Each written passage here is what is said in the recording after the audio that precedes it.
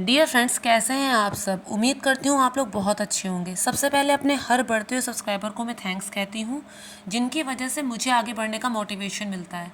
Friends, अगर आप लोगों के कोई सजेशन है तो मुझे कमेंट बॉक्स में लिखकर ज़रूर बताइए। फ्रेंड्स, आज जिस कहानी के माध्यम से मैं अपनी बात कहने जा रही हूँ वो कहानी है पांचवा पराठा।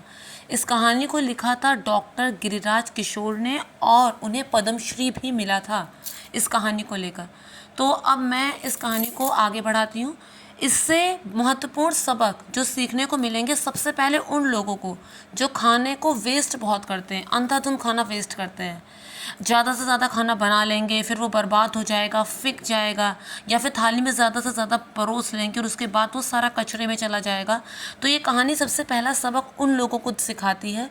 और दूसरा सबक सिखाती है उन लोगों को जो कभी भी भोजन का दान नहीं करते। वो लोग खिलाई पिलाई तो करते हैं, लेकिन उन लोगों को खिलाते पिलाते हैं जहाँ से उन्हें रिटर्न की आशा हो कि हम अपने परिचय वालों को, अपने बराबरी के लोगों को खिलाएंगे पिलाएंगे।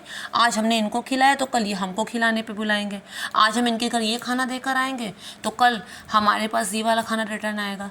तो ये उन लोगों को भी सबक सिखाती है। फ्रेंड्स, अगर हमें दान देना है या फिर किसी की मदद करनी है तो ऐसी जगह मदद कीजिए जिनके पास ना हो, जिनसे हमें रिटर्न में पाने की आशा ना हो, क्योंकि वो जिस खाते में ऐड होता है वहाँ से कोई भी उसे हटा नहीं सकता।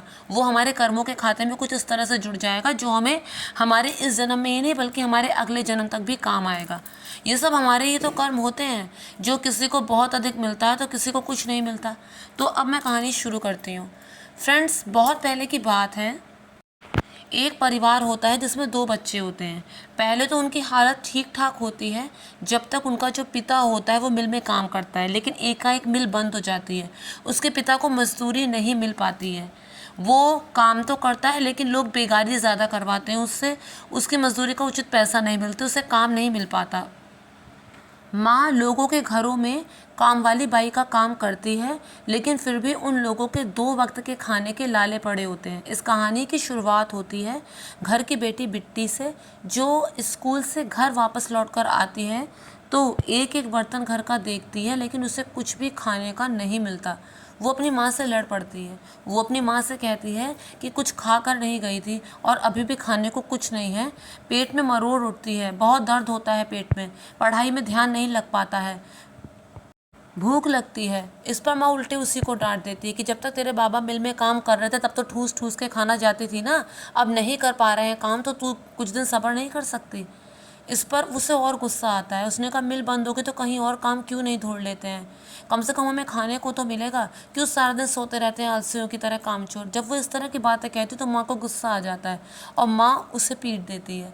माँ उसे मार तो देती है लेकिन उसे अंदर ही अंदर बहुत दुख होता है, बहुत अफसोस होता है। माँ की ये धारणा होती है कि लड़की जो है एक ना एक दिन दूसरे के घर चली जाएगी और उसके बाद उस पर इतना हक नहीं रह जाएगा।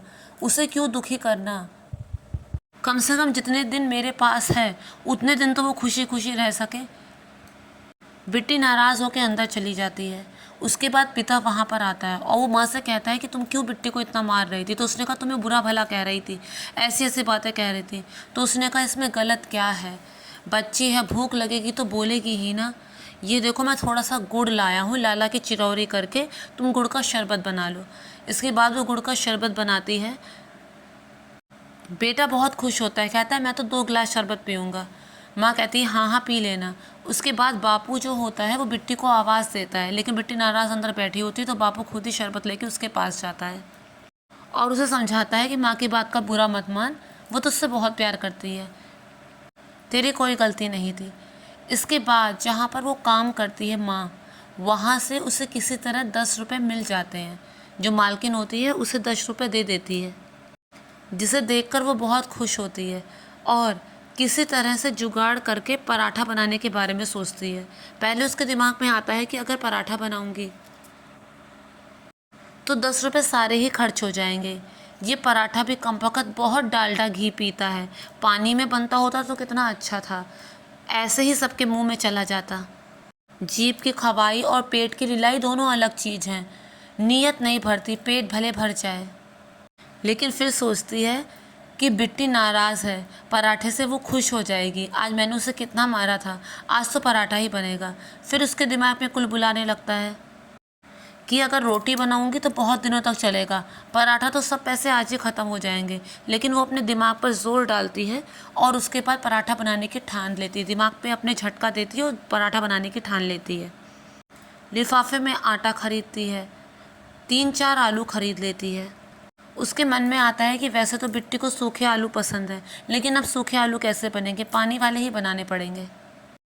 थोड़ा सा डालडा खरीदती है और इन सब के बाद सिर्फ 2 रुपये बचते हैं।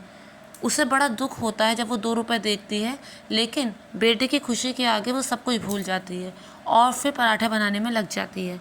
बेटा बड़ा खुश होता है कि आज तो पराठे मिलेंगे। बिट्टी नाराज़ ही बैठी रहती है, लेकिन पराठे की खुशबू से वो भी आ जाती है। वो जल्दी जल्दी पराठा बनाती है और सबसे पहला पराठा बिट्टी की थाली में डालती है। इस पर लड़का नाराज़ हो जाता है, कहता है कि दीदी को क्यों पहला पराठा दिया, मैं पहले आया बैठा हूँ तो पहले तो मुझे मिलना चाहिए ना।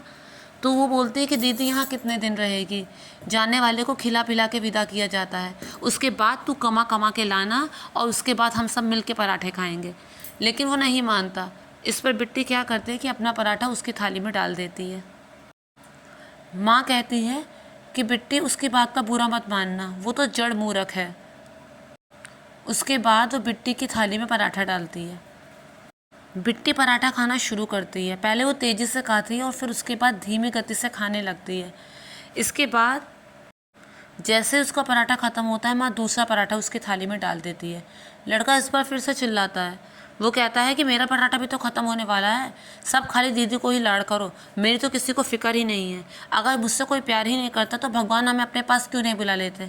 इस पर माँ खूब चिल्लाती है, कहती है कि अपनी हड्डियाँ गला गला के तुझे पाल रहे हैं सिर्फ इसलिए ताकि भगवान बुला ले, दोबारा ऐसी बात की तो मुँह झुलस दूँगी। उसके बाद माँ दूसरा पराठा लड़के को देती है। वो कहता है मैं तो 10 पराठे खाऊंगा। तो इस पर माँ कहती है कि बेटा पराठे से नीयत नहीं भरती है और तेरा छोटा सा तो पेट है, तो 10 कैसे खाएगा। ज़्यादा पराठे तो हजम भी नहीं होते, जो रोज़ खाते हैं उनकी बात अलग होती है। लेकिन वो बार बार जिद करता है तो माँ एक छोटी सी लोई तोड़ती है और छोटा सा पराठा उसे बना के दे देती है। बेटी अपना पराठा बहुत धीरे धीरे खा रही होती है। जब उसका दूसरा पराठा भी ख़त्म हो जाता है तो एक बार चूल्हे की तरफ देखती है, लेकिन माँ उसकी तरफ नहीं देखती। माँ चूल्हे के धुएं में अपना मुंह सा छिपा लेती है। उसके बाद बिट्टी कहती है, माँ पराठा तो बच रहा है, क्या एक पराठा और दोगी। अभी नहीं खाऊंगी, सुबह खा के स्कूल जाऊंगी। माँ कहती, बेटा हम लोग इतने बड़े आदमी नहीं हैं कि नाश्ता करा के स्कूल भेजें। तो बिट्टी कुछ नहीं बोलती और वहाँ से चलने लगती है। जब वो वहाँ से चलने लगती है तो माँ उसे एक पराठा दे देती है और उससे कहती है कि सोचा था तेरे बापू को भरपेट खिलाऊंगी, लेकिन उनके लिए तो 4 पराठे ही बहुत हैं, उनकी इतनी खुराकी कहाँ रही, 4 हजम कर ले वही बड़ी बात है। बिट्टी उस पराठे को कागज़ में लपेट के बिस्तर के सिराने छिपा देती है। स्कूल में उसका एक दोस्त होता है जो रोज़ उसे अपने खाने का थोड़ा बहुत दे दिया करता था। जब बिट्टी ने दोबारा उससे मांगा था तो उसने कहा था, रोज़ क्या हमें खिलाते रहें, खुद भी तो लाया कर। वो बात बिट्टी को लग जाती है। उसके दिमाग में होता है कि वो ये पराठा लेके स्कूल जाएगी और उसी के सामने बैठ के खाएगी। बिट्टी सुबह उठती है, स्कूल जाने के लिए तैयार होती है, लेकिन जब वो देखती है बिस्तर के नीचे तो पराठा नहीं होता, खाली कागज़ पड़ा होता है। पहले उसे लगता है कि पराठा खिसक गया होगा। बहुत ढूंढने पर भी जब उसे पराठा नहीं मिलता तो वो बिट्टू की तरफ देखती है, अपने भाई की तरफ देखती है। वो उसे देख के आंखें और तेज बंद कर लेता है। फिर वो उसको मारना शुरू कर देती है, बार बार हिला के उससे पूछती है, बता तूने खाया पराठा मेरा, तूने खाया मेरा पराठा। उसके बाल खींचती है, क्यों खाया मेरा पराठा, क्यों खाया मेरा पराठा। इस पर वो कहता है भूख लगी थी दीदी। बिट्टी को और गुस्सा होता है और वो उसे लगातार मारने लगती है। मारते मारते वो उसके ऊपर बैठ जाती है और उसका गला पकड़ लेती है और उसको लगातार पीटती रहती है। तभी एकाएक उसे बापू के आने की आहट सुनाई देती है और उसकी बाहर निकली हुई जीभ को अंदर कर देती है और कहानी यहीं पे ख़त्म हो जाती है। तो फ्रेंड्स, गरीबी एक अभिशाप है। रोटी, कपड़ा और मकान इंसान की मूलभूत ज़रूरत होती है, लेकिन कुछ लोगों के पास ये भी नहीं होता। इसलिए जो है उसकी कदर की जाए और जो नहीं है उसके हर वक्त रोना ना रोना जाए। हाँ, बात अगर अपने मान सम्मान की हो तो उसके साथ कोई समझौता कभी नहीं करना चाहिए।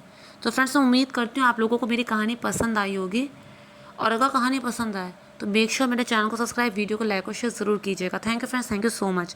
आप लोगों के जो भी सजेशन है मुझे कमेंट बॉक्स में लिखकर बताइए, ताकि आगे आने वाले वीडियोस उसी से रिलेटेड बनाए जा सकें। फ्रेंड्स, मैं अक्सर कुछ ना कुछ DIY बनाती रहती हूँ होम डेकोर से रिलेटेड। ज़्यादातर वो सब चीज़ें वेस्ट मटेरियल से ही बनती हैं, क्योंकि चीज़ें तो मैं ख़रीद कर बहुत कम यूज़ करती हूँ। घर पर पड़ी चीज़ों से ही बनाने की कोशिश करती हूँ। भले वो बहुत सुंदर ना हो, लेकिन उसका रीयूज़ हो जाता है, वो रिसाइकिल हो जाती है और वेस्ट कम प्रोड्यूस होता है।